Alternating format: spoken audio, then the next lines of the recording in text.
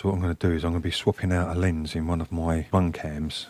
This one here, that's a 25mm lens. That's the one I normally use for sniping and DMR. But what I want to do is I want to take one of these ones and change the lens out to this one, which is a 50mm lens. I want to try bringing everything in a little bit closer than what it normally actually is. So what we're going to do is I'll run through pulling one of these apart and show you exactly how, if you're going to go and do something like this yourself, what you're going to be faced with. So when you're pulling this apart, what you want to do is, if you can see in there, you've got the board which is sitting on the top of the camera, so where your buttons are. As you're pulling this apart, you want to try keeping that board on the top of the camera, but you also want to make sure that the lens is coming down with it, because there's a little ribbon keeping them together.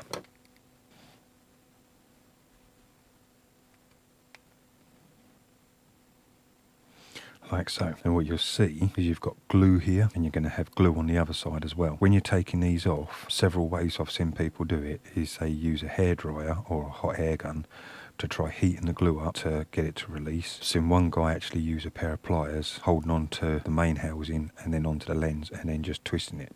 You've got to be careful that you don't break this. If you go and break that, you've got to go and get yourself a new one. Now, you might as well have just gone out and bought yourself a RunCam that does the scope cam part anyway. So what I've done with my other ones is use a sharp blade, and I just cut down to the threads, and I also then cut in this way, work your way around, and you just keep on doing that, and you just clean the glue out. It doesn't take that long to do. Do it on the same other side as well, and then you literally just hold it in your thumb and forefinger and then twist, and it'll come undone. A little sort of bit of pressure, and then you'll feel it just release and it'll come undone. So then that'll be it, and then that way you haven't gone and broken anything. So that's the general idea on what I'm going to be doing with this one, but I've already done a change on this so you wouldn't see the glue part. So I just do that so you knew what's actually happening. Right, okay, so you can see this one's slightly different from the other one with this end piece. With the lens that was in there that I'd put in myself anyway, it needed to be adjusted, so I had to put a little extension on, but then the extension was too much, so then I had to cut a little piece off the back of here, so that then that brought the extension back to then allow that lens to be brought forward. All starts getting a little bit complicated. This is where it will come down to, if you're not confident on doing these sort of things, you're better off going and actually buying the ones that are already done and dusted for you. So what we've got to do now is we'll have to put this lens into there, and then we've got to focus it up. Now that's going to be one of the problems that's pretty much going to be the hardest part of doing this, is focusing the lens. What you can do is you use the app on your phone, so that then you can actually link that up and see what's happening, focus it in as best you can, and then go from there. Right, so this is where it may start getting a bit complicated for some. So what I've just had to do is make up a collar to then fit inside this, which then will fit over the threads on this, so that then once that screws into that, then this will help stabilise the actual lens itself. If you don't have that extra little bit of a collar on there, it'll want to flop around a little bit. So that's where it's going to start getting a little bit complicated now. For some people it may just be a bit too much. But what I'll do now is I'll get it all put back together with all of this in, and then we'll start working on doing the focusing.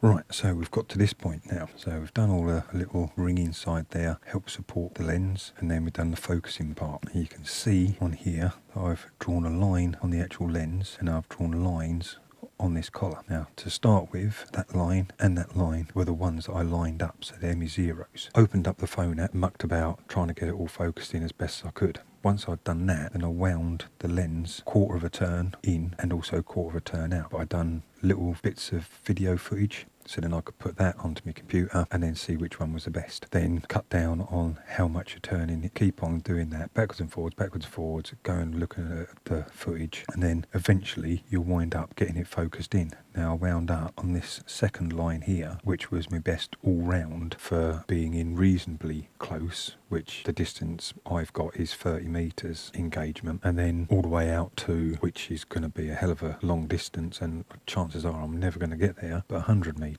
So that's the one that wound up to actually be the best. So now the next thing is, it's already got a little bit of glue there trying to hold it in place. It's only a rubbery glue, so it's not going to actually lock it in solid, but do that. So it allowed me to be able to be turning this, getting it all sorted out, and now that glue will go off enough to then stop that from actually turning once it's gone off properly. Next thing we're going to do is add on a lens protector.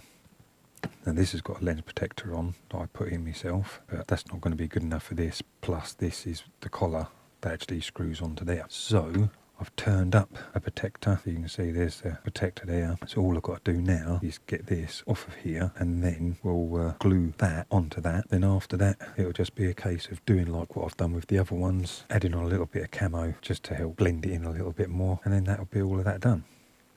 So now, as if by magic, I've glued the lens protector on, so that'll save any damage from any BBs having a direct hit onto it.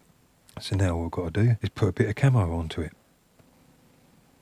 Oh, magic. And now it's all ready to go out and give it a go. See what it's like with a 50mm lens on it. So I'll use this in my next sniper video that I do. But hopefully this will give you an idea of how easy, hard, time consuming it's going to be to do something like this, so that then you can make a decision whether or not to go down a route like what I've just done, or whether or not just to go straight for the scope cams that you can buy that are all ready to go straight away. Anyway, I'll catch you in the next one. Cheers guys.